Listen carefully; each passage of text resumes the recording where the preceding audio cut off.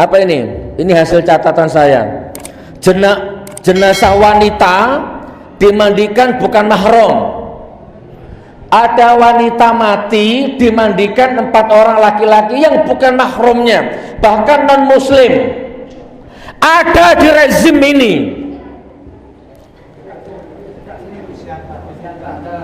Siantar sini. Ini sudah astagfirullahaladzim, nggak ada akal saya sudah. Dolim. Kalau saya jadi suaminya tak bunuh 4-4-nya itu, tak apa-apa masuk penjara.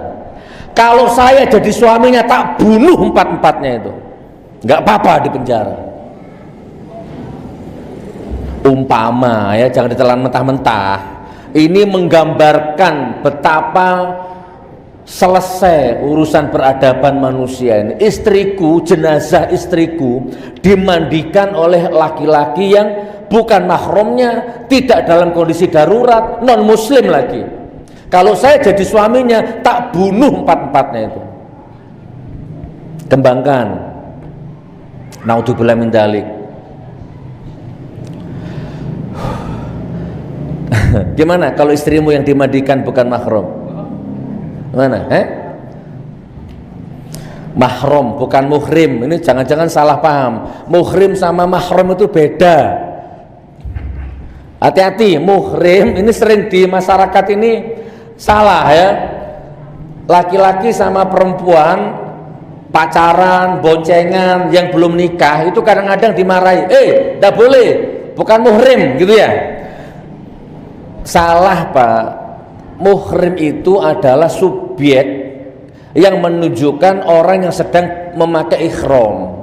Muhrim itu nggak ada hubungannya sama laki-laki perempuan. Muhrim itu ihram, baju ihram. Orang yang mau umroh, mau haji, masuk ke rukun yang pertama namanya miqat, niat, baru dia pakai baju ihram. Nah itu namanya muhrim. Catat itu. Jadi kalau ada laki-laki sama perempuan belum nikah, kalau mau dinasehati, dosa, bukan muhrim, bukan begitu ya, bukan mahram yang benar. Dah, diingat-ingat.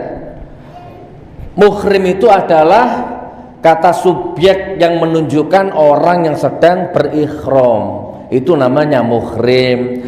Kalau mahram itu adalah wanita yang tidak boleh dinikahi, baik selamanya atau sementara, karena satu nasab, satu persusuan dan lain sebagainya. Itu panjang nanti babnya, itu bab fikihnya panjang. Intinya kurang lebih begitu. Itu namanya mahram. Jadi kalau laki-laki non muslim memandikan wanita yang bukan istrinya itu bukan mahram, itu dosa. Dan itu tidak ada kecuali di zaman Mulkan Jabarian ini. Makanya bentengi keluargamu, bentengi anakmu, jaga istrimu. Ini zaman ini sudah dajjal, ini sudah. Marah saya. Ada videonya itu. Ya Allah. Terus yang ketiga, yang keempat, ini yang saya catat. Di rezim ini, di Mulkan Jabarian ini ada anjing masuk masjid. Dan katanya stres orangnya yang bawa anjing itu. Tapi bisa main HP, bisa nyetir mobil, lah gitu loh. Jadi di Mulkan Jabarian yang sekarang ini, kalau ada orang melecehkan agama Islam, itu ujung-ujungnya stres, gila, gangguan jiwa. Betul? Masya Allah. Ada anjing masuk masjid. Masih ingat? Di mana? Di Depok atau di Jakarta atau di mana waktu itu?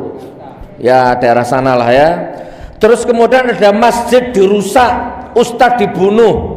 Di Mulkan Jabarian di rezim ini ada masjid dirusak, musola dibakar, digusur, ustadz dibacok, ya ustadz ditusuk. Nah, itu ada di rezim ini, ada di Mulkan Jabarian yang sekarang ini. Dan anehnya 99% rata-rata gangguan jiwa gitu.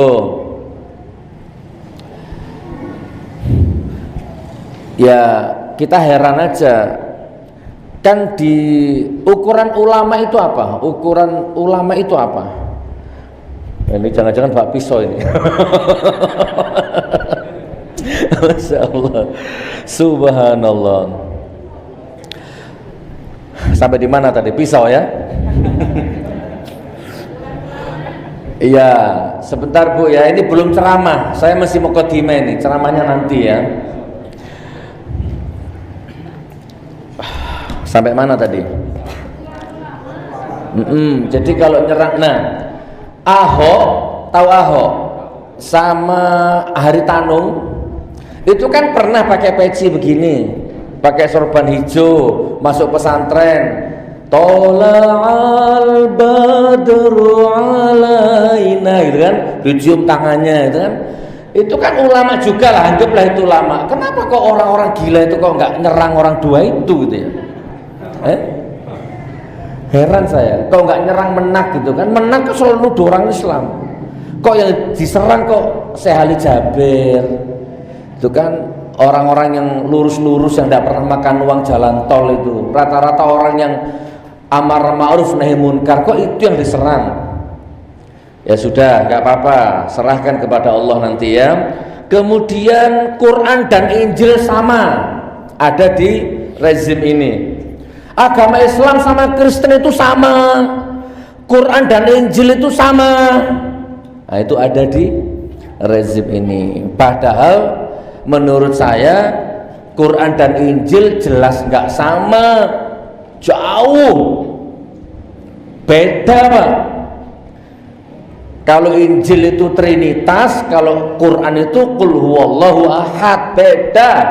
Tauhidnya beda, agamanya beda. Tapi di rezim ini ada ulama yang mengeluarkan fatwa Quran dan Injil, Islam dan Kristen sama, dan itu diamini oleh banyak orang, diamini oleh Mulkan Jabarian, oleh penguasa sekarang ini, dapat panggung oleh penguasa ini.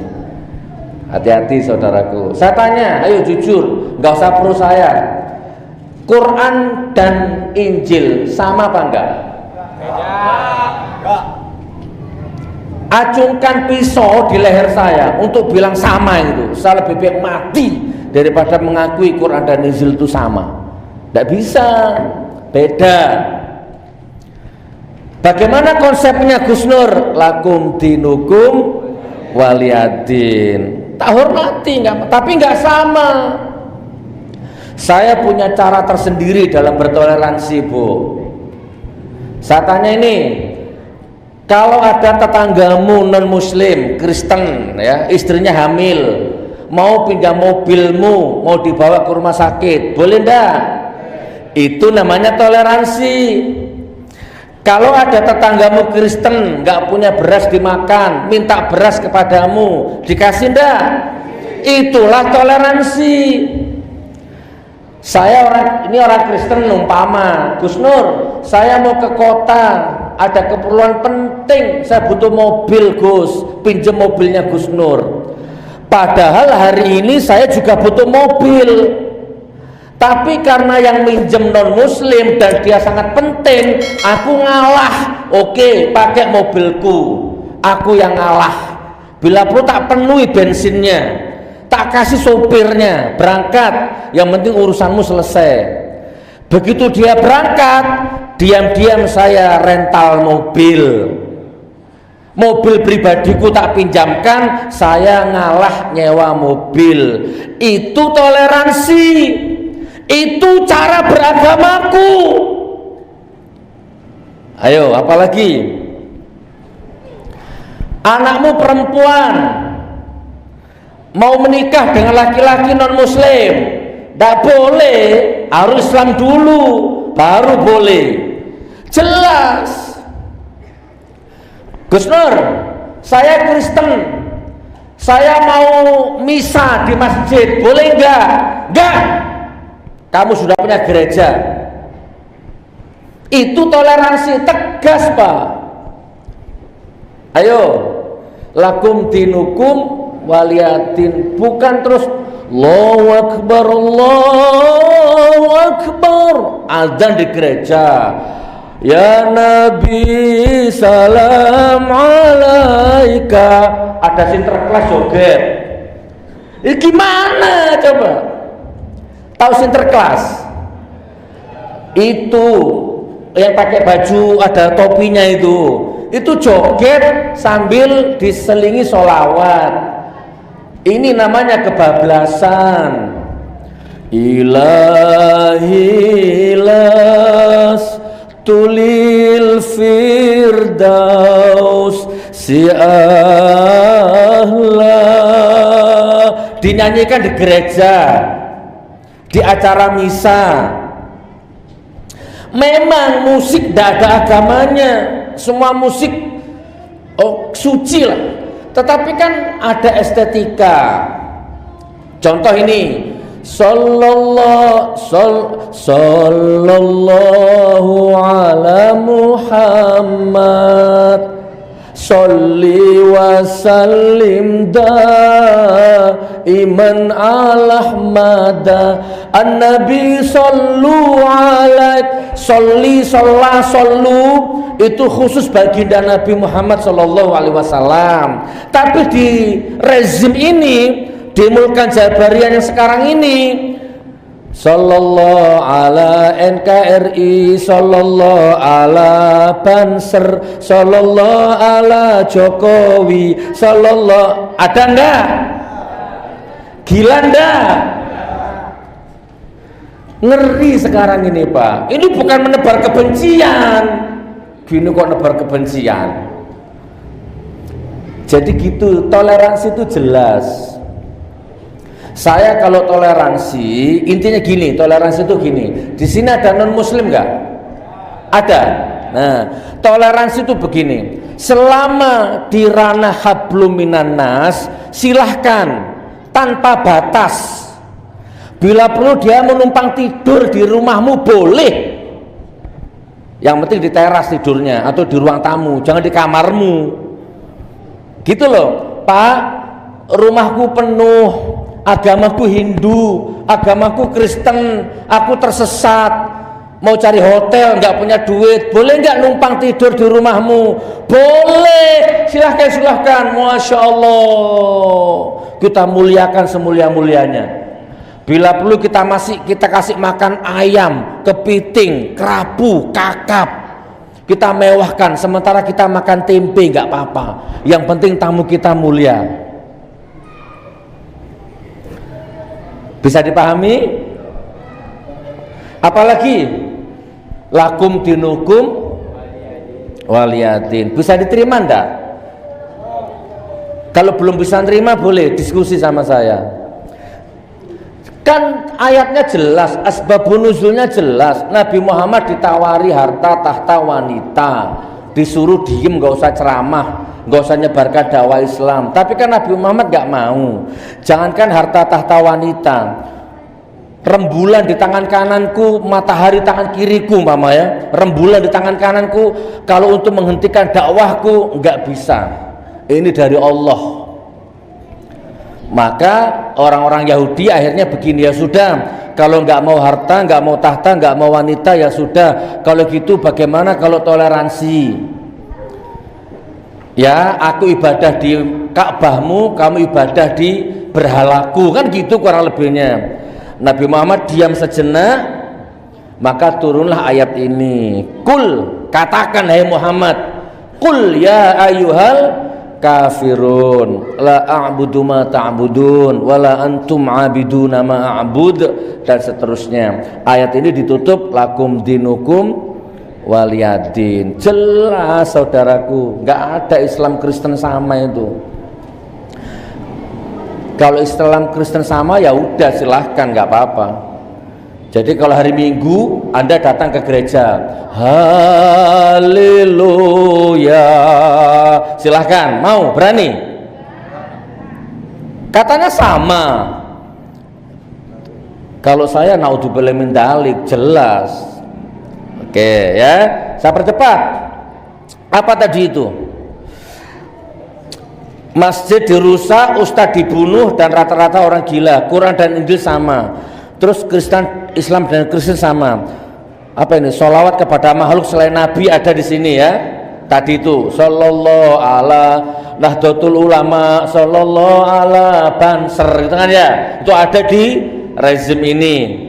kemudian sholawat di depan Sinterklas ada, sholawat di depan pura ada ya, terus kemudian dana haji dan zakat dan lain-lain itu tidak tahu kemana, itu baru ada di Mulkan Jabarian ini, rezim ini yang menyangkut ranah syariat Pak, belum yang menyangkut ranah hukum.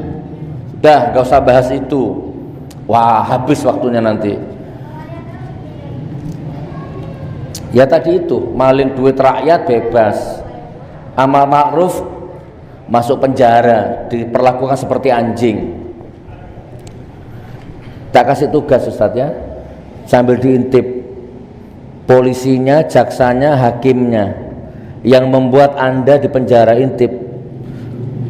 Imanku mengatakan mereka sudah dihancurkan sama Allah hidupnya kalau nggak taubat. Berapa di penjara? 11 tahun, 11 bulan 8 bulan. Selama 8 bulan apa nggak nangis istrinya? Gimana makan istrinya? Berapa banyak air mata istrinya yang keluar? Belum kehormatannya. Apa Allah tinggal diam itu? Jangan dikira. Nah kurang lebihnya seperti itu. Masya Allah.